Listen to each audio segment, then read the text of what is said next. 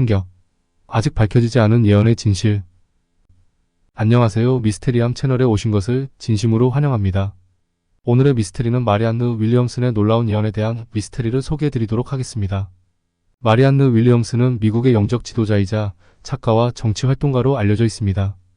그녀는 기적의 강자를 기반으로 한 영적 가르침으로 유명하며 2020년 미국 대선에 민주당 후보로 출마하기도 했습니다. 윌리엄슨의 메시지와 예언은 주로 개인의 영적 성장과 사회 변혁에 초점을 맞추고 있습니다.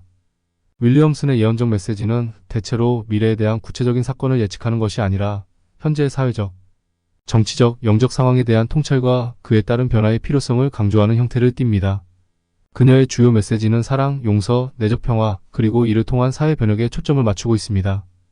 윌리엄슨은 현대 사회가 물질주의와 이기주의에 빠져 있다고 진단하며 이로 인해 개인과 사회 전체가 영적으로 황폐해지고 있다고 주장합니다.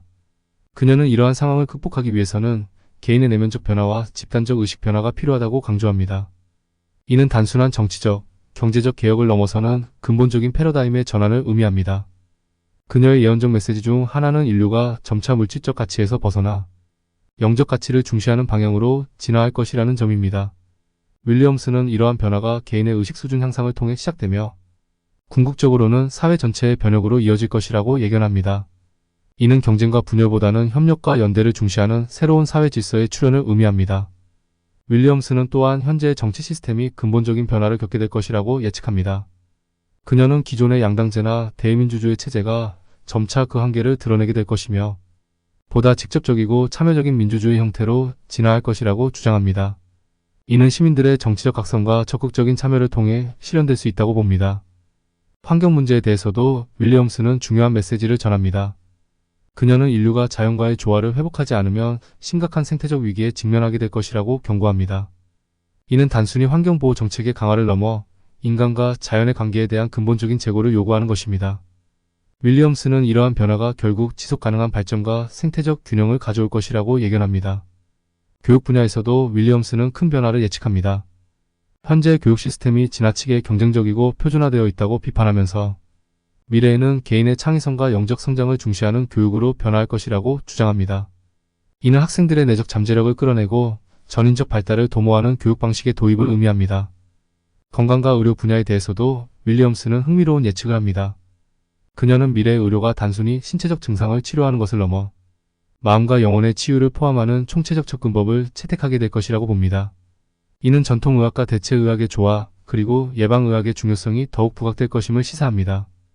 경제 시스템에 대해서도 윌리엄슨은 근본적인 변화를 예견합니다. 현재의 자본주의 체제가 불평등과 환경 파괴를 초래한다고 비판하면서 미래에는 보다 공정하고 지속 가능한 경제 모델이 등장할 것이라고 주장합니다. 이는 물질적 성장보다는 삶의 질과 행복을 중시하는 새로운 경제 패러다임의 출현을 의미합니다. 국제관계에 있어서도 윌리엄슨은 큰 변화를 예측합니다. 그녀는 현재의 국가 간 경쟁과 갈등 구도가 점차 완화되고 글로벌 협력과 연대의 시대가 도래할 것이라고 봅니다. 이는 국경을 초월한 인류 공동의 문제 해결을 위한 노력이 강화될 것임을 시사합니다. 기술의 발전에 대해서도 윌리엄슨은 독특한 시각을 제시합니다. 그녀는 기술이 인간의 삶을 편리하게 만들지만 동시에 인간성을 약화시킬 수 있다고 경고합니다. 따라서 미래에는 기술의 발전과 인간의 영적 성장이 균형을 이루는 방향으로 나아갈 것이라고 예측합니다.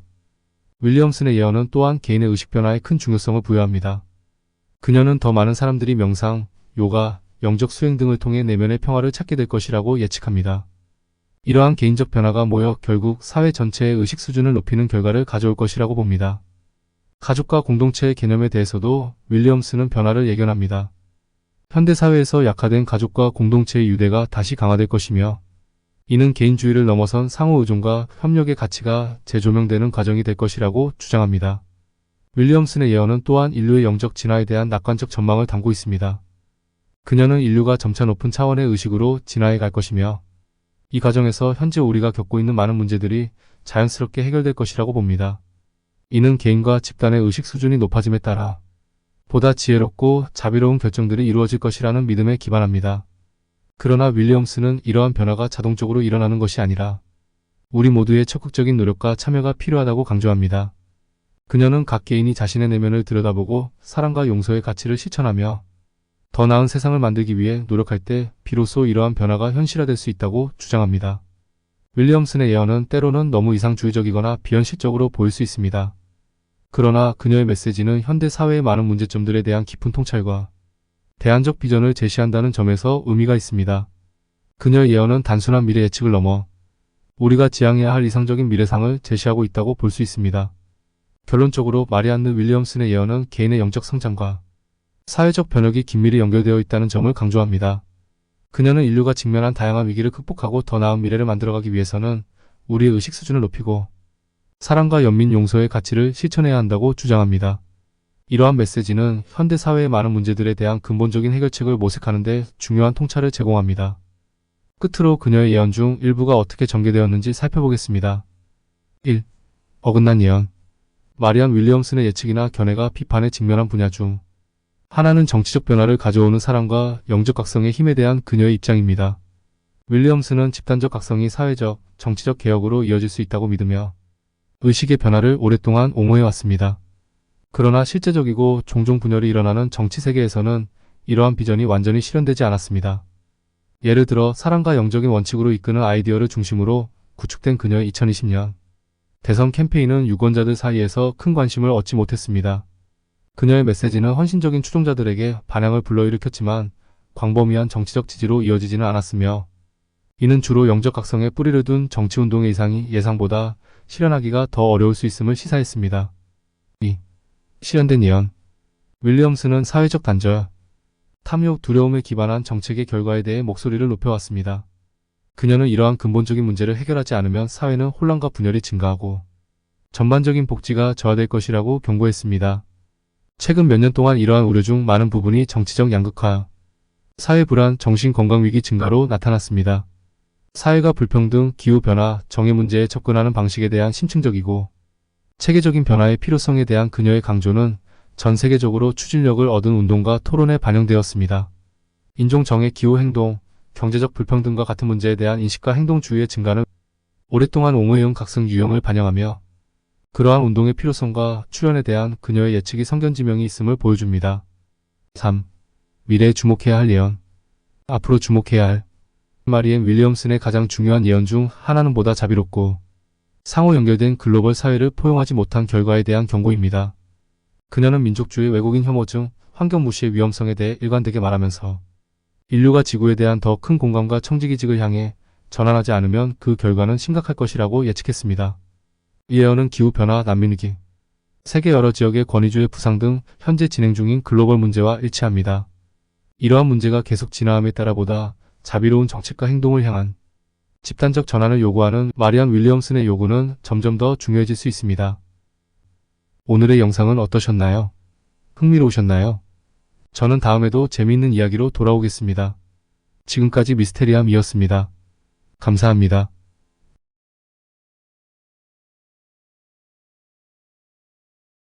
(256살까지) 살았다는 이청은 그는 누구인가? 세상에서 가장 오래 살다 간 사람은 누가 있을까요? 의학이 발달하고 또 수많은 치료제가 개발되며 죽은 사람 말고는 다 살린다는 현대에서도 100세를 살면 무병장수했다고 하여 커다란 잔치를 벌일 것입니다. 하긴 우리나라도 최근 들어 일본과 어깨를 나란히 견줄 만큼의 장수국에 들어가기는 하지만 1960년에서 70년대까지만 하더라도 한국 남성들의 평균 수명이 고작 50대였다고 알고 있습니다. 그래서 60세가 되면 환갑이라고 해서 동네마다 성대한 잔치를 벌였다고 할 만큼 짧은 수명을 유지했다고 합니다. 지금은 세계 어느 나라와 비교해도 주눅들거나 쫄릴 것 없이 선진국 대열에 오른 자랑스러운 대한민국이지만 그럼에도 아직까지 100세를 산다면 오래 살았다고 할 만큼 100세는 결코 작은 숫자가 아닙니다. 그런데 하물며 지금처럼 의학이 발달하거나 온갖 치료제가 있는 것도 아닌 몇백 년 전의 중국, 그것도 오지 마을에서 태어난 사람이 250살이 넘도록 살았다는 것은 하루라도 더 살고픈 인간의 욕심으로 볼 때는 최고의 미스테리가 아닐까 싶어 오늘의 주제로 삼고 소개하도록 하겠습니다. 중국 청나라 때에 태어나 황제 9명을 거치고 중화민국 건국 시까지 256살까지 살았다는 역대 최고의 장수노인 이청훈에 대하여 들어보셨을 것입니다. 아마도 진시 황제가 이 사실을 알았더라면 질투심에 배가 아파 49세보다 더 빨리 죽었을지도 모르겠습니다. 1677년 중국 청나라 4대 황제 강희제가 집권하던 때에 스촨성 치장현에서 한 소년이 태어났습니다. 그는 어려서부터 부모와 함께 깊은 산중에 살며 약초를 캐고 살았는데 20살 무렵에 깊은 산속으로 약초를 캐러 갔다가 한 선인을 만나서 불로장생의 비법과도 같은 도를 배웠고 그것을 일생 동안 실천하였던 까닭에 장수할 수 있었다고 합니다. 그는 256년간 장수하고 1933년에 세상을 떠난 세계 최장수 기록을 세운 기인이자 도인이 되었는데 이름은 리칭인이며 한국식 훈음은 이청훈이라고 합니다. 장수의 비결을 수련한 이청훈은 71살이 되던 1748년 카이흐시엔으로 이주하여 무예사범과 군사 고문으로 군에서 복무했을 정도로 무예에도 조예가 깊은 무림 고수였다고 합니다. 이때가 나이 71살이었다는데 실로 대단한 분이 하는 생각이 듭니다. 그 나이면 보통은 지팡이 짚고 간신히 거동할 나이거나 이미 또래는 대부분 운명을 달리했을 터인데 무예사범을 했다니 정말 대단한 분인 듯합니다. 이청훈에 대하여 좀 더 소개하도록 하겠습니다. 이청훈의 원적은 운남성이고 90세 때에 스촨성 개헌에 정착했는데 그 후로 1927년 양센 장군의 요청으로 만연으로 가서 장생수를 가르치게 되었다고 하며 이때 양생 장군은 그의 유일한 사진을 찍어서 걸어두었다고 합니다. 이청훈은 양센 장군을 만나 여러 가지 수련 기법을 가르쳐주고 고향으로 돌아와 1년 후인 1933년에 세상에서 할 수 있는 것은 모두 다 했다. 난 이제 집으로 간다는 말을 남기고 세상과 이별했다고 합니다. 이청훈의 직업은 청나라의 한의사인 동시에 약초의 조예가 깊은 약초상이자 연구가였는데 시사중국 기사에는 이경훈으로 표기하고 있으며 이청훈은 200세 때에도 대학에서 강연을 했는데 키가 1옵척이나 넘었고 무척 긴 손톱을 가지고 있었는데 나이가 들어도 전혀 200살이 넘은 사람처럼 보이지 않았다고 합니다. 대학 강의 시절 학생들은 자신들의 할머니, 할아버지께서 이청훈을 알고 있었다고 합니다.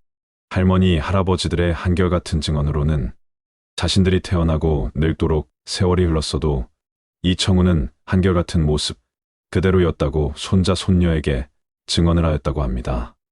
뉴욕타임즈에서 이청훈이 죽은 해인 1933년 5월 6일자로 그에 대한 기사를 냈었는데 그는 늘 평온한 마음을 유지하고 거북이처럼 앉으며 참새와 같이 움직이고 개처럼 잠을 자는 것이 그의 장수 비결이며 일생 동안 24명의 부인을 맞아들였고 180명이 넘는 자손들을 남겼다고 합니다. 또한 중국 챙두 대학교의 우충치의 교수는 827년 중국 청나라 황실이 이청훈의 150살 생일을 축하한 공식 문서를 발견하였다고 하였으며 1877년에도 200세 때 그의 생일 파티를 성대하게 열어주었다는 기록을 찾았다고 하여 그가 실제로 250살이 넘었음을 규명했다고 합니다. 이청훈의 제자들 중 한 명인 다리오라는 인물은 이청훈이 고산에서 약초를 찾던 중 신선을 만났고 신선이 이청훈에게 기공을 사용해 숨을 쉬는 방법과 특정 소리를 따라 움직이는 운동법 그리고 무슨 음식을 먹어야 되는지 등에 대해 상세하게 알려줬다며 이청훈은 신선의 비수를 익혀 장수를 할 수 있었다고 말했습니다. 이청훈이 250세가 되던 해에 유성훈이 그를 인터뷰했고 이청훈은 신이 나서 장생 비법에 대해서 이야기했다는 내용을 유성훈이 잘 정리하여 자술이라는 저서를 남겼다고 합니다.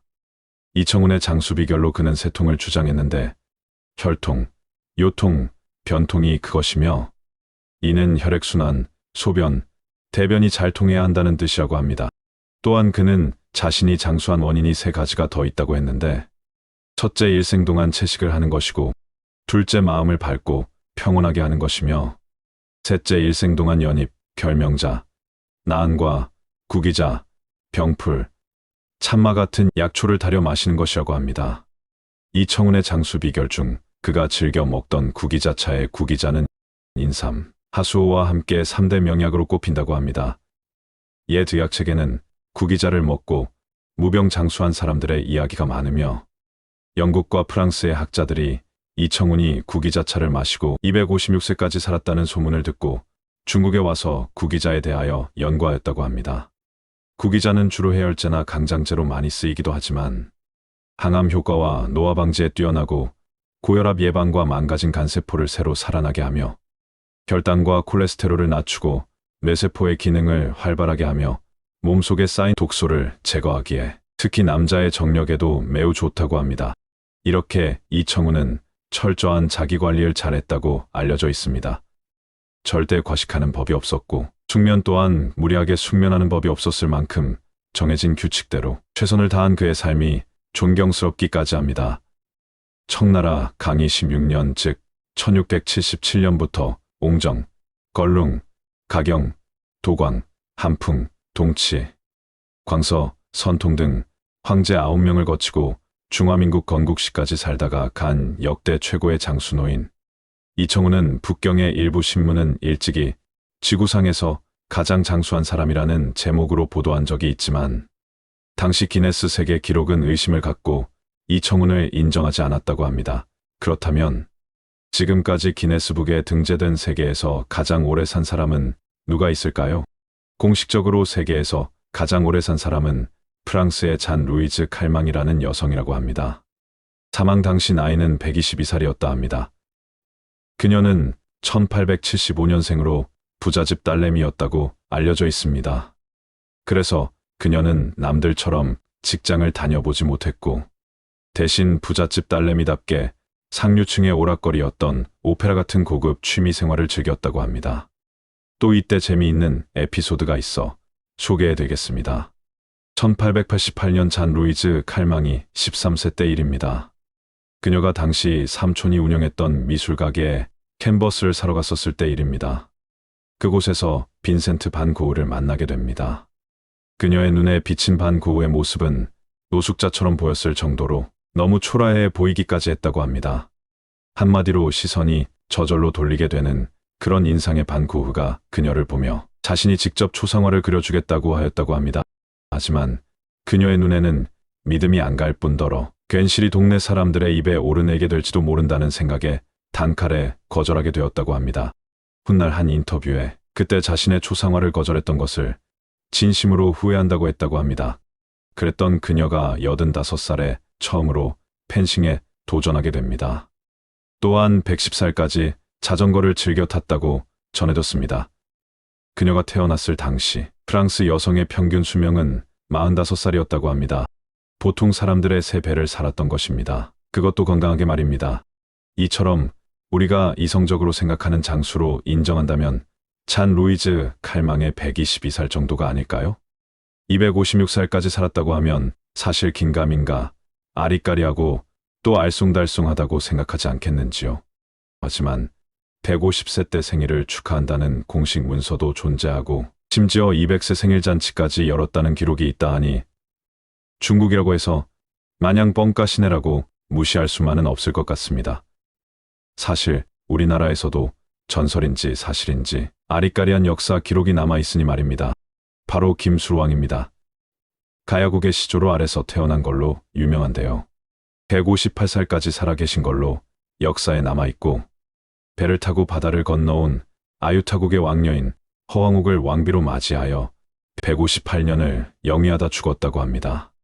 어쨌거나 이청우는 기네스북에 오른 잔 루이즈 칼망의 2배를 더 살았으며 김수로왕보다는 거의 100살을 더 살았다고 하니 정말 어마어마한 장수가 아닐까 합니다. 현대 사회에서 규칙적인 식사와 충분한 수면, 그리고 운동을 한다면 그렇지 않는 사람보다는 더 오래 살 수 있다고 다들 충분히 잘 알고 있지만 그렇다고 이청훈처럼 몇백 살을 건강하게 산다는 것이 과연 식습관과 운동만으로 가능할런지 그 역시 미스테리입니다. 오늘은 이렇게 신선을 만나 불로장생할 수 있는 도를 배워 256살까지 장수했다는 중국의 이청훈에 대한 영상을 소개해드렸습니다. 다음에도 재미있는 미스테리를 준비하여 찾아뵙기를 바라며 이만 영상을 마치도록 하겠습니다. 감사합니다.